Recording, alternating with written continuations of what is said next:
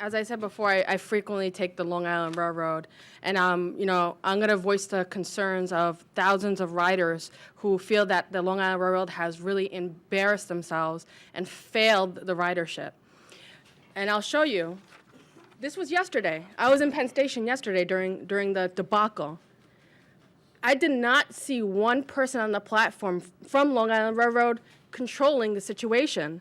The only thing I saw was one police officer physically closing the doors and trying to, hold some sanity of riders. The train was so packed, full of people, that if there was an emergency within the train, it would be a disaster. I believe in a higher power, and I'm glad that nothing happened yesterday. When I talked about the running of the bulls for Amtrak, I almost got trampled. This is people trying to enter the Ronkonkoma line. Where do you see an Amtrak official? Sorry, do you see a Long Island Railroad official there? I did not see somebody in an orange vest, no. No. It's failure upon failure. It's an embarrassment. Did you know about the state of the repairs of Amtrak, of the tracks, before the last couple of weeks? The overall state of repairs, no, ma'am. So Long Island Railroad had no idea that the tracks were in disrepair, that it was. To be fair to Amtrak, again, our part is to operate and run our service, on the railroad. We work closely with them with outages. We basically also support them whenever we need to move equipment around, stuff for their regular maintenance. I think that's part of the reason why the personal involvement at our level, across the board and collectively working with the railroads, we are not pleased. We are not satisfied with the customer service that we're delivering. We take this extremely serious. It's extremely important to the region. It's also important to our employees. Basically, this system is being ran at a capacity level, which everybody's aware of. And it's our commitment on our part that we have to get a reliable and safe system to have any chance of having a predictable service pattern for our customers to plan their lives around and their movement throughout the region. This is the utmost priority on our part collectively as a group, and especially on Long Island Railroad. We are definitely not pleased, like I said, with the past several months. I think Long Island Railroad should issue an apology to everyone. Is there any, when it comes to delays, what is the notification process? We do have mobile applications. We have MTA where you can sign up for actual notifications.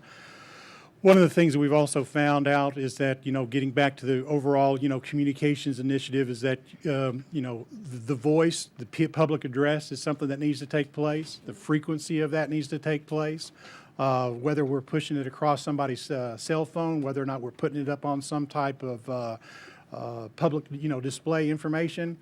We do have a public information office inside of Long Island Railroad that's been established, and it is about communications to our customers.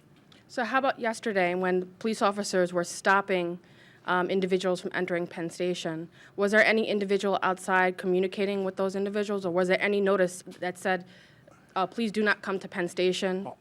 On the social media side, we do post that type of activity that is taking place. And again, when the police, make that determination, it's all about safety, and it's about metering the crowd flow to best we can and manage, these the customer loading, at the platforms and also within all the various concourses that are there. Okay, and on the platform, is there any individual on the platform controlling how many people go onto the train? On our part, for a commuter rail side, our dwell time, and dwell time is basically whenever we pull the train, we stop and we post. And basically when we post, that means it's letting the customers, go to their respective train. We typically do not have, in a normal operations perspective, we do not have people that are really trying to meter customers and stuff, flowing into the platform areas. As you know, there are multiple tracks, there's multiple, entry points.